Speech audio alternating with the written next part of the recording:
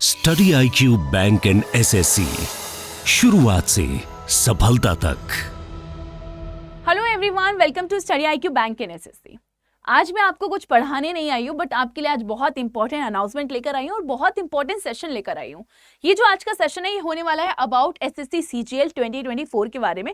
But इससे पहले हम बात करेंगे कि SSC CGL है क्या, इसके अंदर कितनी पोस्ट पर सिलेक्शन होता है, कौन कौन सी पोस्ट होती है, सिलेक्शन प्रोसेस क्या होता है, एग्जाम पैटर्न कैसा आता है, ये सारी चीजें हम आज के इस सेशन में बात करने वाले हैं। तो आज का सेशन जो है आपके लिए बहुत इंपॉर्टेंट होने वाला है। कई बार बच्चे बोलते हैं कि मैम मेरा फ्रेंड SSC CGL के लिए पढ़ रहा है, मेरे को भी तैयारी करनी है, बट मुझे आइडिया नहीं है कि मैं क्या पढूं क्या ना पढूं, किसको टारगेट करूं, किस जॉब को टारगेट करूं, किस जॉब को ना टारगेट करूं। तो ये जो सेशन है ये आपके लिए होने वाला है, बहुत इंपॉर्टेंट सेशन होने वाला है। तो चलिए शुरुआत करते हैं। आज सबसे पहले हम बात करेंगे कि SSC CGL है क्या, ये क्या है, ठीक है। इसके बाद हम बात करेंगे स्टेप ऑफ सिलेक्शन क्या है, उसके बाद हम पोस्ट की बात करेंगे, उसके बाद एग्जाम नोटिफिकेशन की बात करेंगे कि अगर आप SSC CGL को टारगेट करना चाहते हो तो एग्जाम कब आने वाला है, ठीक है। बट यहाँ पर हम पहले बात करेंगे SSC के बारे में। तो SSC क्या होता है कि कई लेवल की पोस्ट निकालता है, ठीक है। फॉर एग्जाम्पल ये मैट्रिक लेवल पे निकालता है, ये निकालता है आपका 10+2 लेवल पे, और ये कुछ पोस्ट ऐसी भी निकालता है जो कि आपकी ग्रेजुएट लेवल पे होती है। ध्यान से सुनिएगा, कौन सी लेवल पे? ग्रेजुएट लेवल पे। जो मैट्रिक लेवल पे होती है वो कौन सी होती है? जैसे कि आपकी मल्टीटास्किंग वाली हो गई, या फिर आपका GD हो गया। वहीं पर हम 10+2 की बात करेंगे तो यहाँ पे आपको CHSL वाली पोस्ट देखने को मिलेंगी। CHSL एग्जाम होता है ना, जो कि अभी आपका जुलाई में एग्जाम होने वाला है। और यहीं पे हम बात करेंगे किसके बारे में? ग्रेजुएट लेवल पे। तो यहाँ पे दो तरीके की पोस्ट हैं जो कि निकाली जाती है। एक होता है CGL लेवल यानी कि कंबाइंड ग्रेजुएट लेवल, और दूसरा होता है CPO, ठीक है।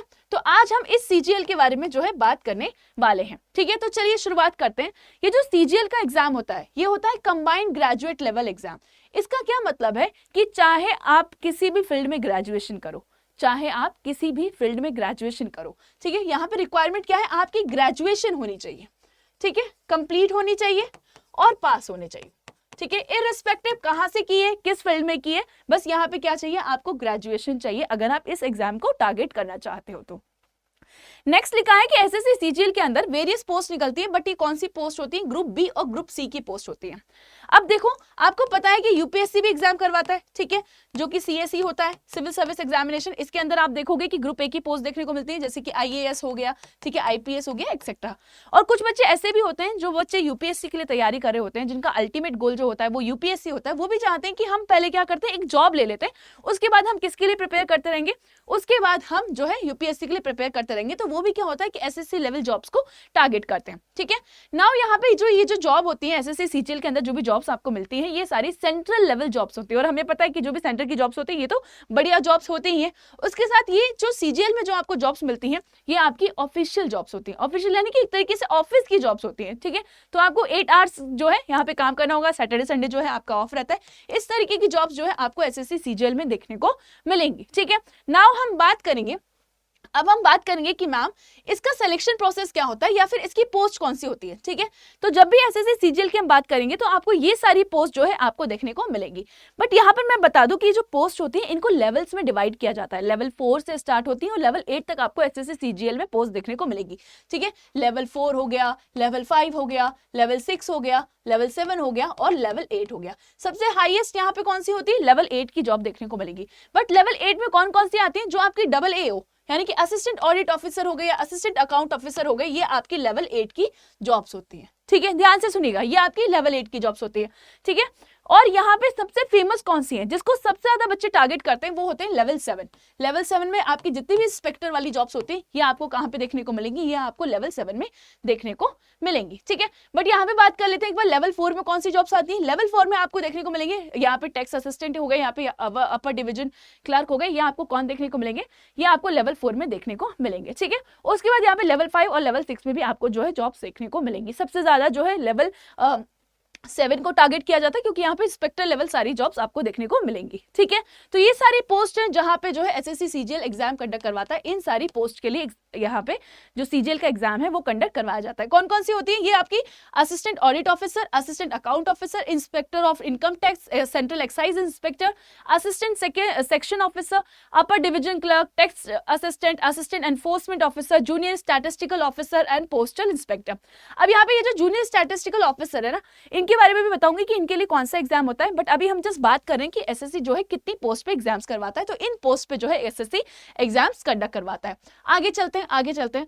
अब हमारा नेक्स्ट स्टेप है कि यहाँ पे मैम सिलेक्शन प्रोसेस क्या है। ठीक है, हमें ये तो पता चल गया कि अलग अलग लेवल पे करवाई जाती है। हाईएस्ट लेवल लेवल 8 है और हमने डबल ए वाली पोस्ट देखी, फेमस लेवल 7 है और लेवल 4 भी हमने यहाँ पर देखा। ठीक है, इन पोस्ट के लिए एग्जाम किया जाएगा, यानी कि अगर आप इनमें से किसी पोस्ट के लिए टारगेट करना चाहते हो तो आपको एसएससी सीजीएल का पेपर देना पड़ेगा। बट हम बात करेंगे इसका सिलेक्शन प्रोसेस क्या है। तो यहाँ पे आपको सिलेक्शन प्रोसेस में आपको टीयर 1 और टीयर 2 देखने को मिलेगा। ठीक है, टीयर 1 और टीयर 2। अब ये टीयर 1 और टीयर 2 हो गया है, 2021 से पहले थोड़ा सा प्रोसेस अलग हुआ करता था, अब यहाँ पे टीयर 1 और टीयर 2 है।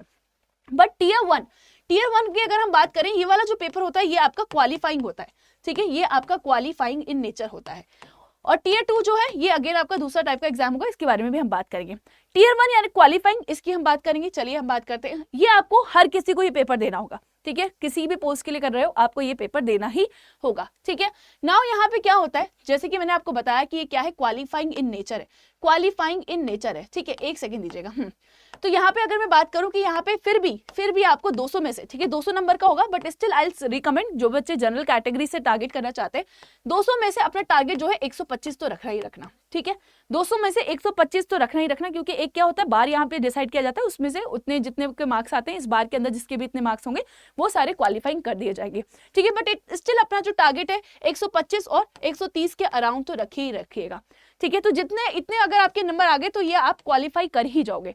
इसके बाद चाहे आप 160 लाओ, 170 लाओ, 180 लाओ, 200 में से 200 लाओ, ठीक है कोई मतलब नहीं है, बस आपको इतना टारगेट करके चलना है कि मेरे इतने मार्क्स तो आने ही चाहिए।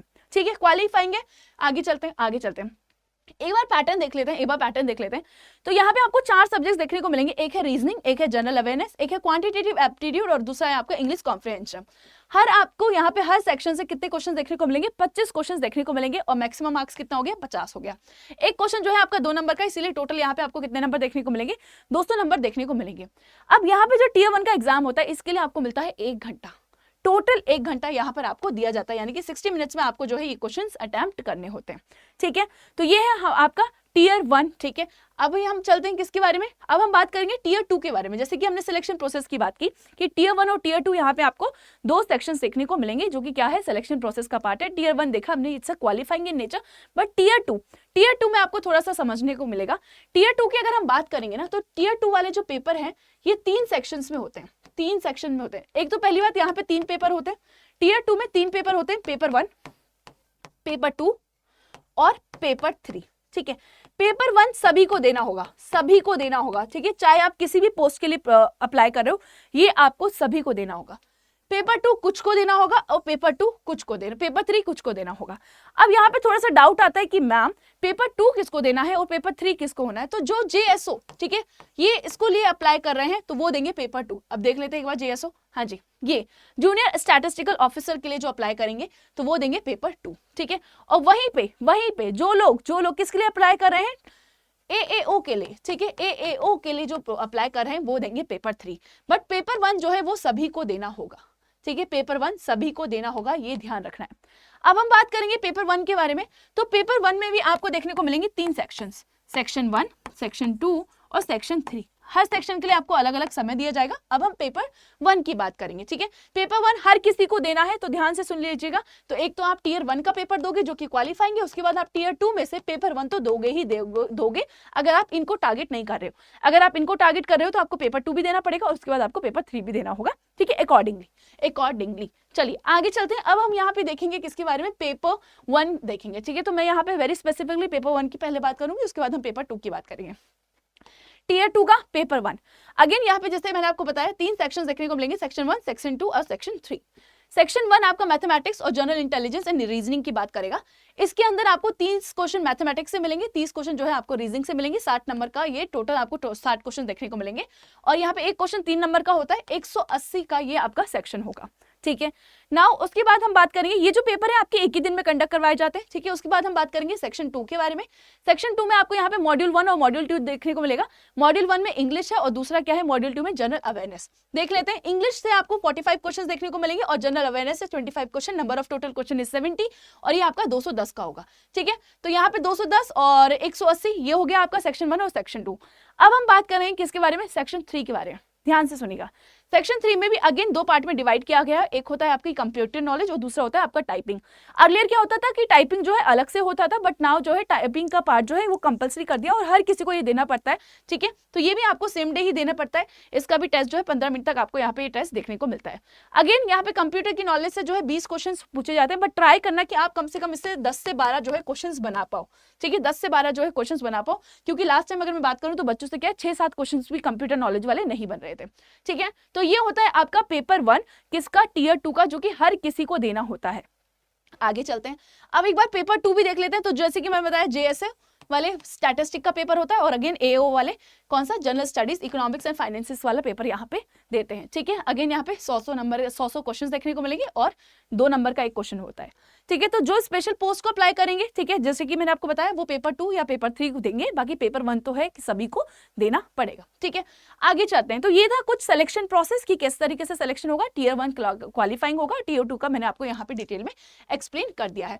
नाउ अब हम बात करेंगे किसके बारे में, हम बात करेंगे यहाँ पर नोटिफिकेशन के बारे में। Now the time is over, why I am saying time is over, ठीक है, the time is finally come, ठीक है, the wait is finally over, why I am saying, क्योंकि हुआ क्या है कि एसएससी सीजीएल का जो नोटिफिकेशन था, ठीक है, ये 11 जून को रिलीज होना था, 11 जून को ये रिलीज होना था, बट ये नहीं हो पाया क्योंकि सारे जो एसएससी है ये किस में बिजी था, ये इलेक्शन में बिजी था। तो अब यहाँ पे क्या हुआ है कि वेट इज ओवर, इसका मतलब ये है कि न्यू डेट्स, ठीक है, तो हाल ही में भी यहाँ पे क्या हुआ है, न्यू कैलेंडर रिलीज किया गया है, न्यू कैलेंडर जो है यहाँ पे रिलीज किया गया है और नई डेट्स बताई गई हैं कि यहाँ पे जो नोटिफिकेशन है, ये एग्जाम फॉर्म है, ये कब आने वाला है। तो एक बार हम वो भी देख लेते हैं। अब चीजें अगर समझ में आ गई है मैम, हमें पैटर्न समझ में आ गया किस तरीके से होने वाला है प्रोसेस, बट अब यहाँ पे ये भी देख लेते हैं कि एग्जाम कब होने वाला है, ठीक है। तो एक बार जरा यहाँ पे ध्यान दीजिएगा, जो एसएससी सीजीएल का जो नोटिफिकेशन है, अभी यहाँ पे जो न्यू कैलेंडर आया है, न्यू कैलेंडर के अकॉर्डिंग अगर आपको यहाँ पे दिख रहा है तो देखिए सीजीएल यानी कि कंबाइंड ग्रेजुएट लेवल, जिसका एग्जाम जो है, जिसका जो नोटिफिकेशन 11 जून को आना था, अब बोल रहा है कि ये 24 जून को आने वाला है। तो आने वाले दिनों में आपको देखने को मिलेगा 24 तारीख मंडे को इसका नोटिफिकेशन रिलीज कर दिया जाएगा। 1 महीने के लिए विंडो खुला रहेगा, आप अप्लाई कर सकते हो और उसके बाद आपको सितंबर अक्टूबर में इसका एग्जाम देना पड़ेगा। अभी क्या चल रहा है, जून चल रहा है, आधा जून निकल गया, तो जुलाई अगस्त सितंबर, ठीक है, 3 महीने और 15 दिन और मान लो, अभी आपके पास 3.5 महीने का टाइम है, अच्छे से तैयारी कर सकते हो। अगर आप पहले से किसी एग्जाम को टारगेट कर रहे हो तो आप यहाँ पे एसएससी सीजीएल को भी टारगेट कर सकते हो। नहीं कर रहे हो, एक बार ट्राई करो, ठीक है, उसके बाद आपको लगता है कि एक बार देखते तो हैं सिलेबस कैसा आता है, एग्जाम कैसा आता है, अब वो भी कर सकते हो। और अगर आपको है कि मैम मैं ट्राई कर रहा हूँ बट स्टिल मुझे एक थोड़े से गाइडेंस की जरूरत है, मैं तैयारी करना चाहता हूँ, तो उसके लिए हम आगे भी बात करेंगे। बट यहाँ पे देखो एमटीएस की बात करते हैं, क्योंकि एमटीएस का नोटिफिकेशन भी डिले चल रहा था, ठीक है। तो ये भी कब होगा, ये 27 जून को रिलीज किया जाएगा, इसको भी 31 जुलाई तक विंडो को ओपन किया जाएगा और अक्टूबर नवंबर में इसका एग्जाम करवाया जाएगा, ठीक है। तो ये भी आप मैट्रिक लेवल पे इसको भी टारगेट कर सकते हो अगर आप इसको टारगेट करना चाहते हो। तो बाकी और भी एग्जाम का यहाँ पे डेट्स जो है दी गई हैं, ठीक है। बट नाउ अगर आपको तैयारी करनी है तो इट्स अ रिक्वेस्ट, ठीक है, आप सभी से रिक्वेस्ट रहेगी कि शुरू हो जाओ, है ना, गवर्नमेंट जॉब लेनी है, शुरू हो जाओ, तैयारी करनी है अच्छे से।